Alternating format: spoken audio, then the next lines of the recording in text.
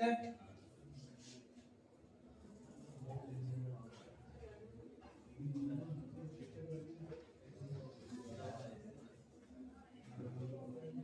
तो मैप के हिसाब से हम देखते हैं, ठीक है, कि ये आजादी से पहले का कहानी है, हमने इससे पहले भी पढ़ ही रखा है सारा कुछ, है ना। ये वाला हिस्सा कहाँ का है, सुतकंगो, है ना, बलोचिस्तान का आसपास है। अच्छा ये हिस्सा देखो 4 भागों में बटा हुआ है, ठीक है, ऐसे काट लो, इसको सीख लो। कौन सा है ये प्राची? अरे भाई हमारे पंजाब से लगा है तो पाकिस्तान का पंजाब है, ठीक है, ठीक। उसके बाद ईस्ट पंजाब इसको नहीं कहा गया, ईस्ट पंजाब यहाँ पे था जो ये अपना बांग्लादेश, पाकिस्तान, हाँ, वेस्ट पाकिस्तान। और ये है पश्तूनिया, क्या नाम है, पश्तूनिया प्रांत है, जो कि अफगानिस्तान से इन्होंने लिया था, छीना था, किसने, पाकिस्तान में, ठीक। ये हमारा क्या है, सिंध, ठीक है। और उसके बाद ये वाला कौन सा है हमारा, बलूचिस्तान, है ना।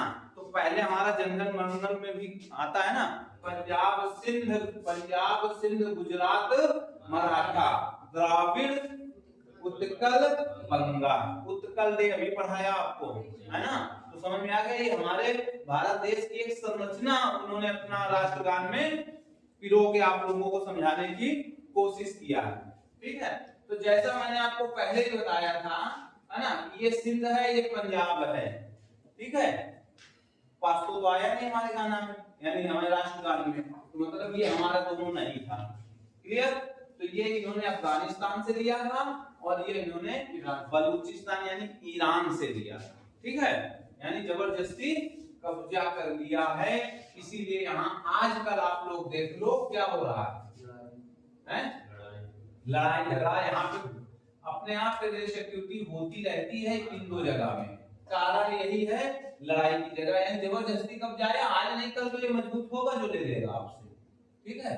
तो बोलो हमें पढ़ने की क्या जरूरत थी, पढ़ने की जरूरत यही थी, आज हमारे यही से आए, है ना, पढ़ाया था आपको मैंने, यही से एंट्री मारा था, है ना, ठीक।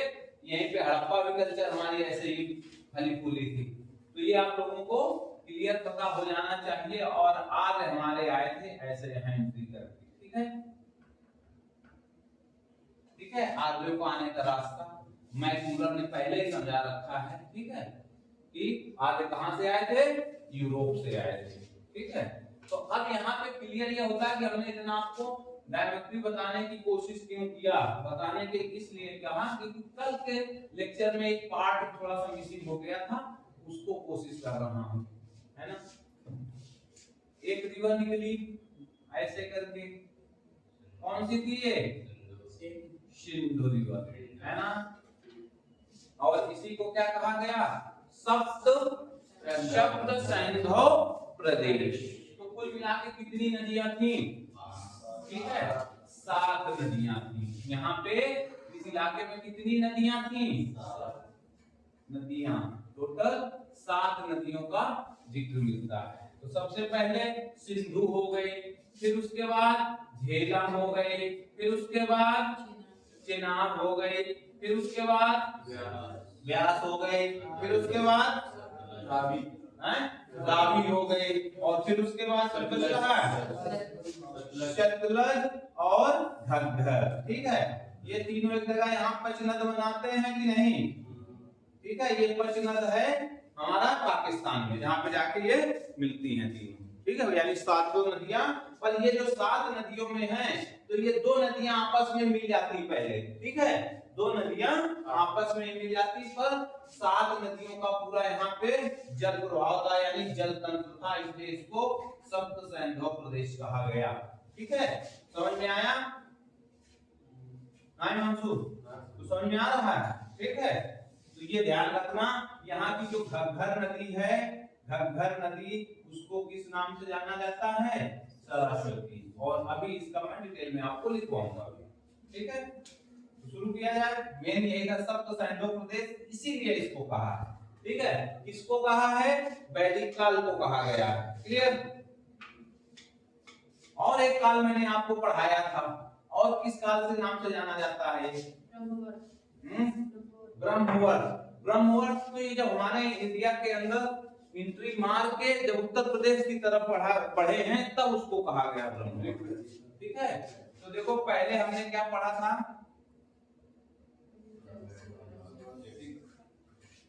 काल, ठीक है, उसके बाद हमने पढ़ा था आद्य, ठीक है, प्रागैतिहासिक काल, है ना, और थर्ड वन इज ऐतिहासिक काल। ठीक, तो ये किसके दौरान आया? ये वैदिक किसमें आया? इसमें आया। ठीक है, वैदिक काल। Clear concept? यहां से क्यों आया? यहाँ पे क्या लिटरेरी एविडेंस मिल गए। ठीक है, कार्बन डेटिंग तो है ही C14, और जब मैंने क्या कहा था कि जब दो चीज मिल जाए तो इतिहास बना देते हैं। आया समझ में? इसमें क्या था मेरा? Stone age. ये सब पता, अब बताने की जरूरत ना पड़े। हाँ वैभवी, इंडस वैली सिविलाइजेशन ये इसमें थी। ठीक है, स्टोन एज में क्यों रखा गया? इसको हमने बाद में केवल कार्बन डेटिंग से ही पता किया, बाकी कुछ हमें जानकारी नहीं लगी, इधर उधर से बस ऐसे ही पता किया आपने। यहाँ पे दोनों थे, यानी लिटरेरी भी थी प्लस C14 भी थी, पर लिटरेरी यहाँ अधूरा हो जाता है, इसलिए इसको आद्य कहा जाता है, क्योंकि आज तक हम लोग इसको पढ़ नहीं पाए। और वैदिक काल को ऐतिहासिक काल में इसीलिए रखा है कि कार्बन डेटिंग भी मौजूद है, लिटरेरी एविडेंस मौजूद। ठीक है, अगर यहाँ पे अगर आपको कुछ प्रूफ मिल रहा है तो अगर उसमें लिखा हुआ मिल रहा है तो इसका मतलब 100% सही है, गलत की यहाँ पे कोई संभावना नहीं है। ठीक है, और वही चीजें घूम घूम के आ रही बात।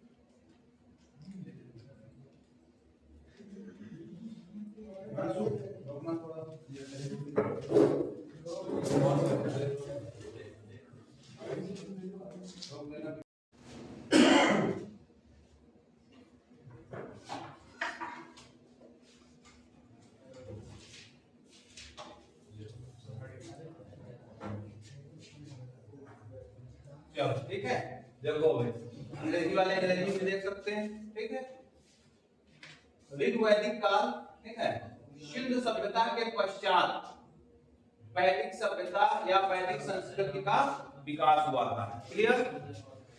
वैदिक संस्कृति एक ग्रामीण सभ्यता थी। क्लियर?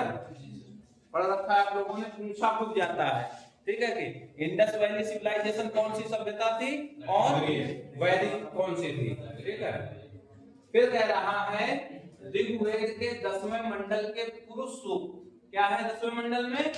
पुरुष सूक्त में सर्वप्रथम शूद्र शब्द मिलता है। ठीक है, जिसमें कहावत के अनुसार कहा जाता है कि शूद्रों का जन्म ब्रह्मा जी के चरणों से हुआ, कहा जाता है, मैं नहीं मानता ऐसा, सब माँ के कोख से ही पैदा हुए थे। ठीक है, दूसरा पहला और 10वां मंडल नवीनतम है ना? कौन सा है? पहला और 10वां, और इन्हीं को कल मैंने क्या बोला था, क्या कहा जाता है? प्राचीन। कल दिखाया था मैंने एक पॉइंट, है ना? क्या कहा था? पहला और 10वां को क्षेपक। ठीक है, काल अभी नहीं, और छेपक किस लिए कहा जाता है? जब कोई लेटेस्ट में चीज को जोड़ा जाता है। ठीक है, क्लियर यहाँ तक? ऋग्वेद से संबंधित अनेक तत्व आवेशता से मिलते हैं। आवेशता पारसी धर्म का प्राचीनतम ग्रंथ है, कल बताया था, है ना? कहाँ पे पाया गया था आवेशता? आवेशता ईरान से संबंधित है मामला। ठीक है, यानी पारसी धर्म। ठीक है, पारसी धर्म का मुख्य ग्रंथ है। जैसे हमारा रामायण है वैसे पारसियों का आवेशता है। ठीक है, तो इस तरह से जैसे मुस्लिम का कुरान है। क्लियर? आर्यों की प्रशासनिक इकाई कई भागों में विभक्त थी। ठीक है, पहला कुल, फिर उसके बाद ग्राम, विस और जन। ठीक है, पूछा जाता है, सही क्रम में लगाओ। ठीक है, पहले कुल, उसके बाद ग्राम, उसके बाद विस, उसके बाद जन, है ना? कुल का मतलब आपके यहाँ पे परिवार से संबंधित है ना? अगर देखा जाए तो आज के वातावरण के हिसाब से देखें तो कुल का मतलब होता है कुल का यानी परिवार। पहले पूछा जाए तुम्हारी कुल देवी कौन है? ठीक है, ग्रह का मतलब भी वही है कि सीधे आ जाओ, कई कुल मिलके ग्रह बने हो यानी ग्राम बना होगा। ठीक है, और किसी का जो संयुक्त परिवार है उसको ग्रह कह दिया गया। क्लियर? उसके बाद ग्राम बना, ग्राम के बाद विस बना, और विस के बाद क्या बना? जन बना। ठीक है, तो ये वहां के छोटी छोटी पहले आदमियों को जो था उसमें विभक्त किया हुआ था। तो आपसे पूछ सकता है प्रशासनिक इकाई ग्राम का मुखिया को क्या कहते हैं? ठीक है, बताओ ग्राम के मुखिया को क्या कहते हैं? ग्रामीण। पहली बात तो आ रहा है ग्राम शब्द यहाँ, इससे पहले मैंने दोनों काल में तो नहीं पढ़ा। ठीक है, तो क्या है? ग्रामीण। आगे मिलेगा पर थोड़ा बहुत ऐसे भी लेके चलते हैं। अगला देखो, पहले आपकी स्लाइड में वही है, ग्राम का मुखिया ग्रामीण, विस का प्रधान विस्पति, यानी विस का मुखिया भी विस्पति आप कह सकते हो। ठीक है, एवं जन का शासक को राजन कहा जाता है। ठीक है, क्लियर? दूसरा अंग्रेजी वाला अपना देखना उधर से। ऋग्वेद काल में पुरोहित एवं सेनानी प्रमुख राज्याधिकारी थे। विदर्भ आर्यों की सर्वाधिक प्राचीन संस्था है, मोस्ट इंपोर्टेंट लाइन है। आर्यों की सबसे प्राचीन संस्था क्या है? विदर्भ। ठीक है, नोट कर लो एग्जाम के लिए। अगला कह रहे हैं कि कठोपनिषद। ठीक है, कठोपनिषद में यम और नचिकेता का संवाद उल्लेखित है। आशुतो मां सदगमय बृहदारण्यक उपनिषद से लिया गया है। आजीवन अविवाहिता रहने वाली महिला को अमाजु कहा जाता है। ये भी अपने आप में इंपॉर्टेंट क्वेश्चन है। ठीक है, कहाँ है अमाजु? जो जीवन भर शादी ना करे। ठीक है, तो ये ध्यान रखना, ये आपके हिंदी में भी पूछा जा सकता है। जो जीवन भर जिसने शादी ना किया हो, बोला है भैया अपने ऐसे ही जीवन निकालना। ठीक है, तो ध्यान रखना। अगला है, पूछ लिया जाता है यम एवं नचिकेता का संवाद कहाँ है? कठोपनिषद। याद करने की ट्रिक यही है कि यम और नचिकेता में बहुत कठोर वार्तालाप हुई थी। ठीक है, बहुत ज्यादा कठोर वार्तालाप हुई थी, इस वजह से इसे कठोपनिषद कहा जाता है। तो याद करने की एक ट्रिक मैंने आपको बताई है। अगला कहता है अशितो मां सदगमय बृहदारण्यक उपनिषद से लिया गया है। यानी इतनी ही लाइन में 4 क्वेश्चन हैं आपके एग्जाम के।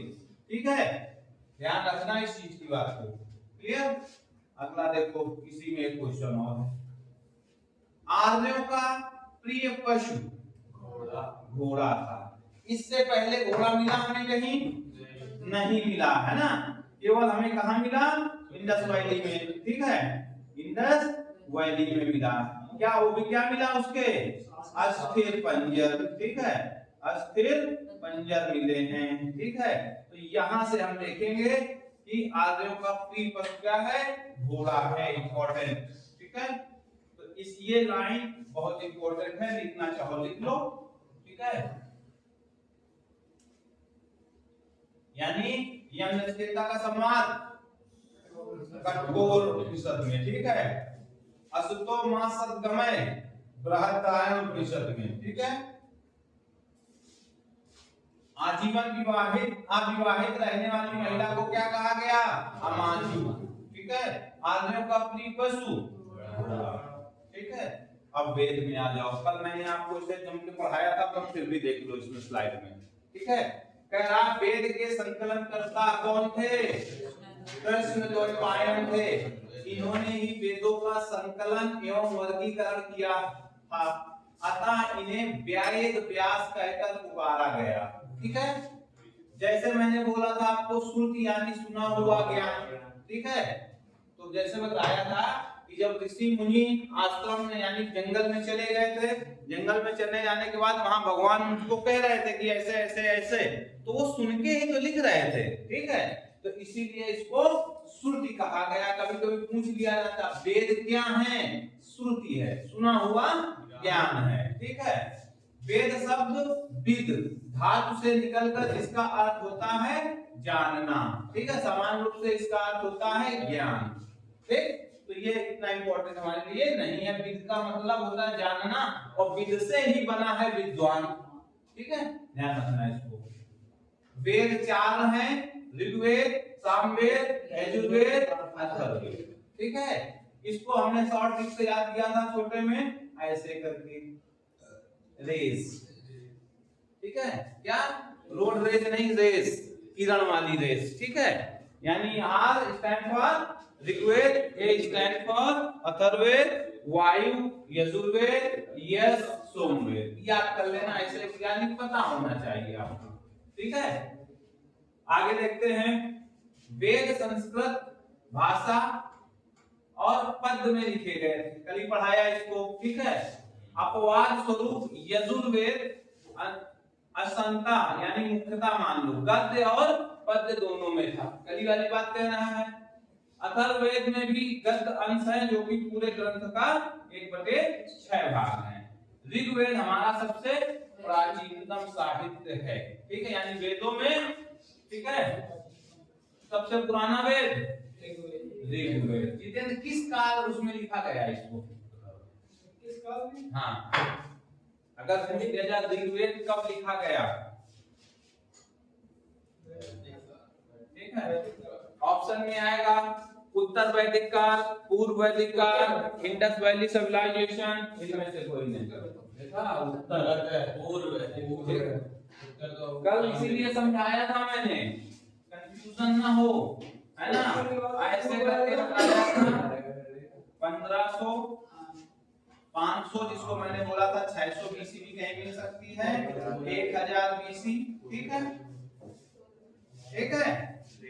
इसको कहा गया त्रिवैदिक, ठीक है, पहले।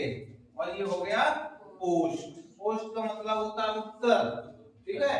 तो ध्यान रखना, तो ये जो है तो ये थ्री है, इसको पूर्व बोला जाता है, पूर्व वैदिक, ठीक है। इसको बोलते हैं उत्तर वैदिक।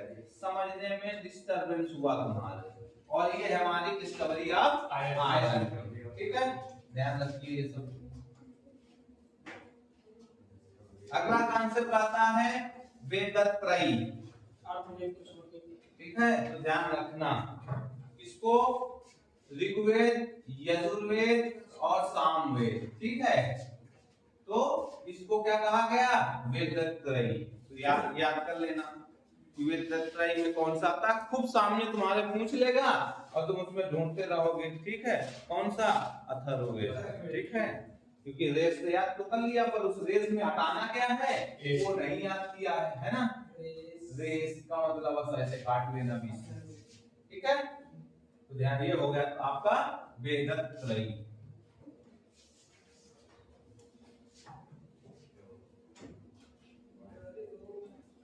चलो देखो ऋग्वेद में विभिन्न देवताओं की स्तुतियों में गाए जाने वाले मंत्रों का संग्रह है, ठीक है। ऋग्वेद में गायत्री मंत्र है, ठीक है।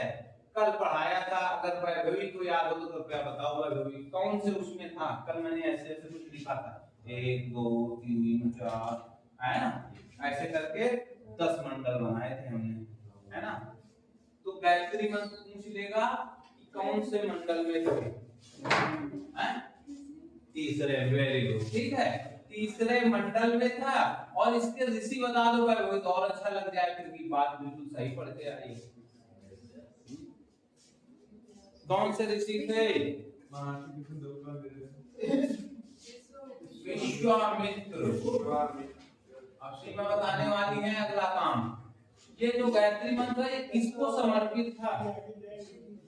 सूर्य को, यानी सविता को, है ना, सविता को यानी सूर्य को, है ना, है ना। तो ध्यान रखना। तो अगला, इसका संकलन महान कृष्ण द्वैपायन यानी वेद व्यास ने किया था, बिल्कुल सही बात है। कल हमने बताया था इसमें कुल 10 मंडल हैं, 1028 सूक्त हैं, 10,580 मंत्र, ठीक है, क्लियर। का दूसरा 7वां मंडल सबसे पुराना है, ठीक। 10वां मंडल सबसे नवीन है। कौन कौन से? 10वां और पहला। तो पहले में भी 10वां सबसे नवीन है, ठीक है, इसीलिए इसको छेपक कहा गया है, जो चीजें बाद में जोड़ी जाती हैं। ऋग्वेद का पाठ करने वाले पुरोहित को होत्र कहते हैं, इंपॉर्टेंट है, होत्र यानी होता, ठीक है। जो ऋग्वेद का पुरोहित है, ठीक है, उसको क्या कहा गया? होत्र कहा गया, इंपॉर्टेंट पॉइंट है, ठीक है। और अगला पॉइंट है कि नवा मंडल सोम देवता को समर्पित है। कल ये भी आप लोगों को मैंने पढ़ाया था, ठीक है। नवा मंडल सोम देवता को समर्पित है, ठीक है।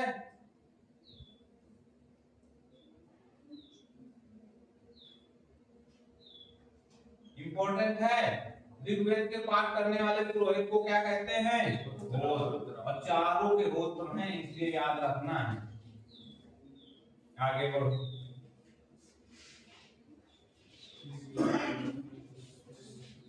ऋग्वेद सबसे पवित्र नदी कौन सी है? सरस्वती। इसे नदी तुमा माते तमा भी कहा गया है, ठीक है, माते तमा भी कहा गया है, नदी तमा के साथ साथ, ठीक है। ऋग्वेद में यमुना का उल्लेख 3 बार मिलता है और गंगा का उल्लेख 1 बार मिलता है। कहाँ ये लिखा है? 10वें मंडल में, ठीक है। मैंने इससे पहले आपको क्लास में शायद यमुना का 2 बार उल्लेख मिलता है लिखाया है, और गंगा जी का 1 बार, तो आप अपनी जगह वही लिखे रहो, ठीक है, ठीक है, जो पहले पढ़ाया गया है उसी पे लिखो, ठीक है। आगे, इंद्र का वर्णन सर्वाधिक 250 बार मिलता है। तो इंद्र को प्राचीन किस चीज का देवता कहा गया?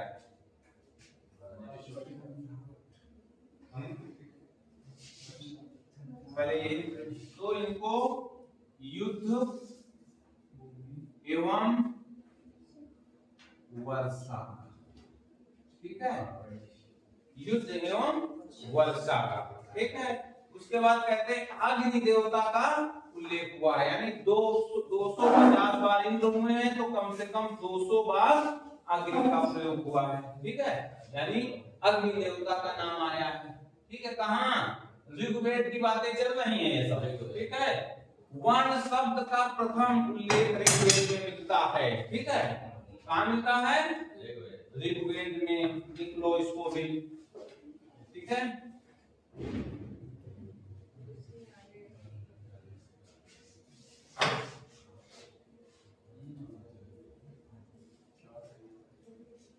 चलो नेक्स्ट, अथर्ववेद का एकमात्र ब्राह्मण कौन सा है? गोपर, ठीक है। यही सब पूछे जाएंगे, इसलिए थोड़ा दिमाग खोल के बैठना, नोट भी कर लेना, ठीक है। वहां भी गोपर ही लिखा है। इसमें तंत्र मंत्र जादू टोना टुटका औषधि एवं विज्ञान संबंधी जानकारी दी गई है। ज्यादा सीखना है, गुरु जी से संपर्क करो। इस समय बकुला माता की खूब सेवा कर रहे हैं और ये वहां पे यही सब सिद्धियां मिलती हैं, ठीक है। तो ध्यान रखना, तंत्र मंत्र जादू टोना टोटका भारतीय औषध एवं विज्ञान संबंधी जानकारी कहाँ मिल रही है? अथर्ववेद में। ठीक है, इसकी दो शाखाएं हैं, शौनक एवं पिपलाद। ठीक है, इसमें वास्तु शास्त्र का बहुमूल्य ज्ञान उपलब्ध है। अथर्ववेद का कोई अग्रहणक नहीं है। कल हमने अग्रहणक की कहानी आपको बताई थी, है ना, कि अग्रहणक क्या होता है, किस लिए। ठीक है, अथर्ववेद के उपनिषद मुंडक, मांडूक्य और प्रश्न। ठीक है, तीन है इसके उपनिषद। कौन कौन से? मुंडक, मांडूक और प्रश्न। अथर्ववेद में कुरु के राजा परीक्षित, जिन्हें मृत्युलोक का देवता बताया गया है, का उल्लेख है। ठीक है, राजा परीक्षित के बारे में अगर हो तो किसमें है? ठीक है, अथर्ववेद में। ठीक, कौन क्या बोल रहा है? अथर्ववेद के उपनिषद मुंडक, है ना, मांडूक और प्रश्न है। ठीक है, तो आप मुंडक और मांडूक कर लो। ठीक है, इसको चेक कर लेंगे। क्लियर है? तीनों है ना? ठीक है, हो सकता है प्रश्न उपनिषद भी हो, है ना, तो आप नोट कर लो कि जो होगा। आगे देखो, अथर्ववेद के मंत्रों का उच्चारण करने वाले पुरोहित को ब्रह्म कहा गया। ठीक है, ऋग्वेद में प्राचीन क्या कहा गया था? होत्र, यानी होता भी कह सकते हो, ध्यान रखना। इसको क्या कहा गया? ब्रह्म। अथर्ववेद में सभा एवं समिति को प्रजापति की दो पुत्रियां कहा गया। Very very important slide. ठीक है, ठीक है, खूब पूछा जाता है। अथर्ववेद में सभा एवं समिति को किसकी बेटियां या पुत्री कहा गया है? तो प्रजापति की। ठीक है, इंपॉर्टेंट है।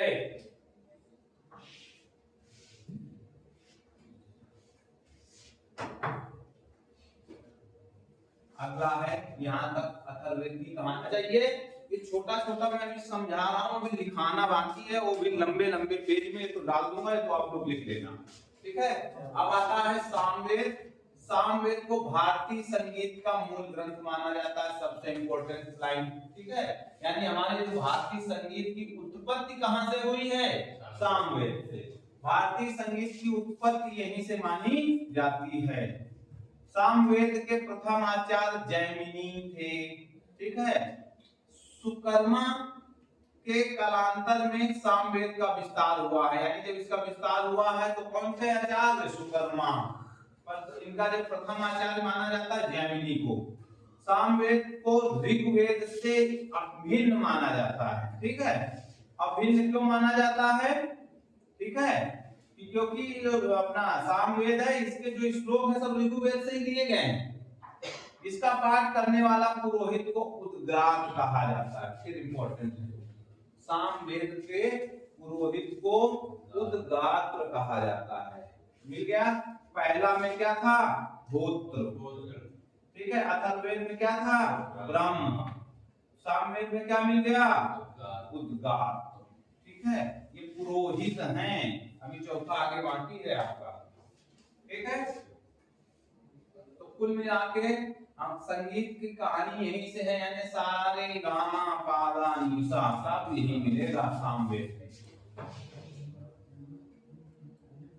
चलो, सामवेद के प्रथम 7 स्वर हैं, सारे गामा है ना, इसकी जानकारी मिलती है। सामवेद का उपवेद है गंधर्व वेद। ठीक है, छंदोक उपनिषद और केन उपनिषद सामवेद के ही उपनिषद हैं। कौन से? छंदोक और केन। ठीक है, सामवेद की मुख्य 3 शाखाएं हैं। ठीक है, बताओ कौन कौन सी? भाई फटाफट से लिख दिया, दिखाई दे रहा है? नहीं दिख रहा? कौमुथे, ठीक है, राणा साइनी और जैमिनी। ठीक है, जैमिनी ऋषि थे, उन्हीं से बना है जैमिनी। ठीक है, और इसके बाद राणा शाइनी और कौमुखी। ठीक है, कौमुखी। ठीक है, अगला है राणा शायनी, है ना, और ये है जैमिनी। ठीक है, कितनी है शाखा? 3, नोट कर लेना।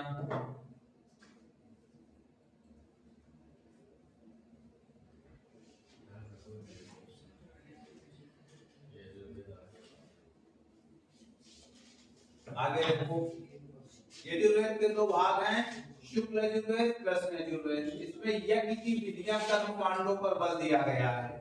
इसमें पाठ करने वाले पुरोहित को अर्धयायु कहा गया है। क्या कहा गया? अर्धयायु।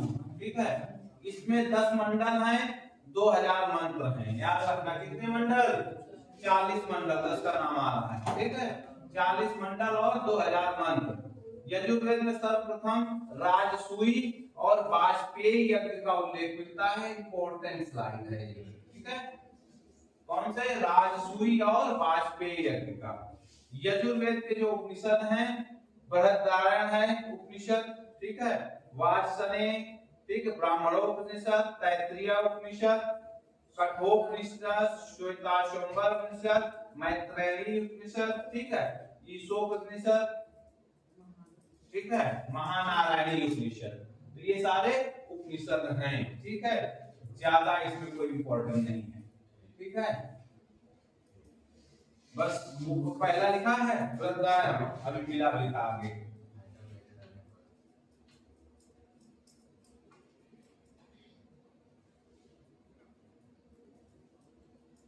आगे चलो, the Arctic home in the Vedas नामक पुस्तक की रचना किसने की है? खूब पूछी जाती है, लिख लो।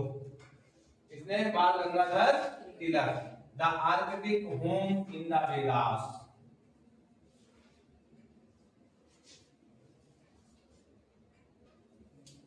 उपनिषदों की विषय वस्तु सत्य की खोज है। अवतारवाद की चर्चा का उल्लेख सबसे पहले भगवत गीता में मिलता है। इंपॉर्टेंट लाइन है भी, अवतारवाद का उल्लेख कहां मिल रहा है? भगवत गीता में। ऋग्वेद के अनुसार सुदास के विरुद्ध 10 राजाओं का युद्ध विश्वामित्र के नेतृत्व में लड़ा गया। कौन सा युद्ध है? ठीक है, सुदास के विरुद्ध 10 राजाओं का युद्ध जो विश्वामित्र के नेतृत्व में लड़ा गया। ठीक है, अगला है समिति के सभापति को ईशान कहा जाता है। अपने आप में इंपॉर्टेंट है, समिति के सभापति को ईशान कहा जाता है। समिति के, ठीक है, सभा और समिति दो थे, जिसकी बेटियां थी वह हुई प्रजापति की। ठीक है, तो उसमें कह रहे हैं कि समिति के सभापति को ईशान कहा जाता था। वैदिक साहित्य में कई ऐसी विदुषी स्त्रियों का उल्लेख मिलता है जिन्हें वेद मंत्रों की रचना की थी तथा अपाला, घोषा, विश्वरा, लोपामुद्रा आदि। कौन है ये सब? ठीक है, विदुषी स्त्रियां। ठीक है, जिनका जिक्र कहां मिल रहा है? ठीक है, वैदिक साहित्य के ऐसी विदुषी स्त्रियों का उल्लेख मिलता है जिन्होंने वेद मंत्रों की रचना की है। ठीक है, तो इंपॉर्टेंट है अपने आप में।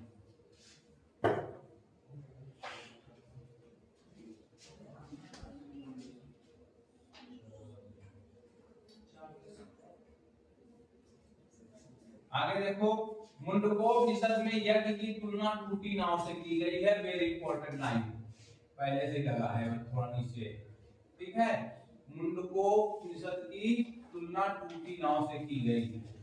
सतपथ ब्राह्मण में वैदिक काल के अनेक विदुषी महिलाओं का, यानी सतपथ ब्राह्मण में गार्गी, मैत्रेयी आदि का कल्प का वर्गीकरण 3 भागों में किया गया है: शौत्र सूत्र, ग्रह सूत्र और धर्म सूत्र। ठीक है, कल्प का वर्गीकरण 3 भागों में है। शौत्र, ठीक है, जिसमें यज्ञ संबंधी नियम है। ग्रह में है लौकिक एवं पारलौकिक कर्तव्यों का वर्णन।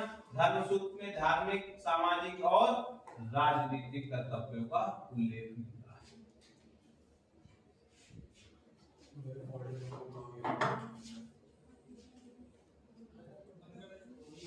ठीक है, देखो आगे साइड स्लाइड बहुत कम विजुअल है, सुन लो आप लोग। पहला है इंद्र। ठीक है, युद्ध और वर्षा के देवता। दूसरा है अग्नि, ठीक है, अगले हैं अग्नि, जो है देवता एवं मनुष्य के बीच मध्यस्थ का काम करते हैं। उसके बाद है मारुत, उसके बाद है पूषण, इंपॉर्टेंट था, कल भी बताया था पूषण। पूषण किसके बताया था कल इसको मैंने? हाँ, ये किसके देवता हैं? पशुओं के देवता हैं, इसलिए पूछा गया है। सोमदेव जो हमें नवम मंडल में मिले थे, सोमदेव ये वनस्पति के देवता हैं, ठीक है, सोमदेव।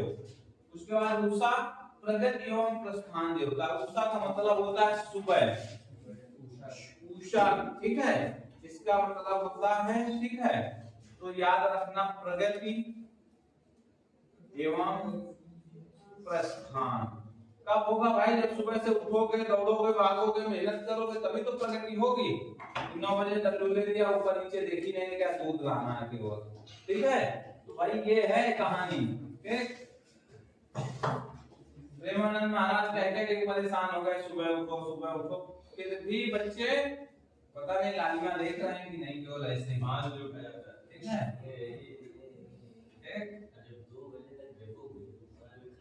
यम को मृत्यु का देवता कहा गया है, ठीक। अब आगे कुछ चीजें हैं, उनको देख लो थोड़ा फटाफट से, ठीक है।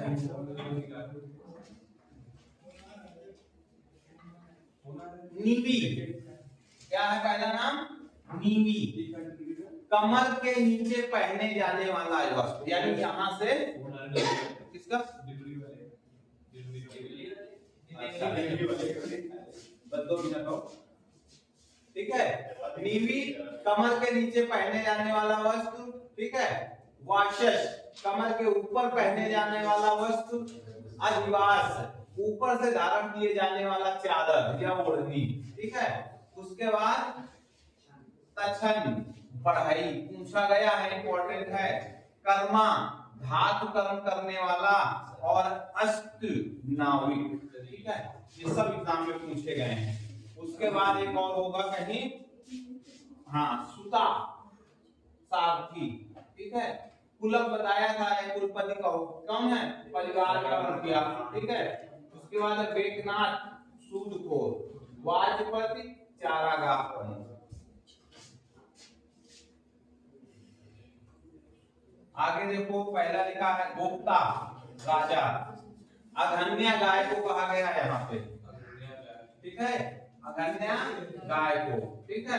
तक्षण पढ़ाई को कहा गया, कई बार पूछा गया इसलिए बता रहे हैं, बाकी ये सारे इंपॉर्टेंट ही हैं आपके, ठीक है। वाक्ति नाई को कहा गया है, ये पूछे गए हैं एग्जाम में, ध्यान रखना, इंपॉर्टेंट है।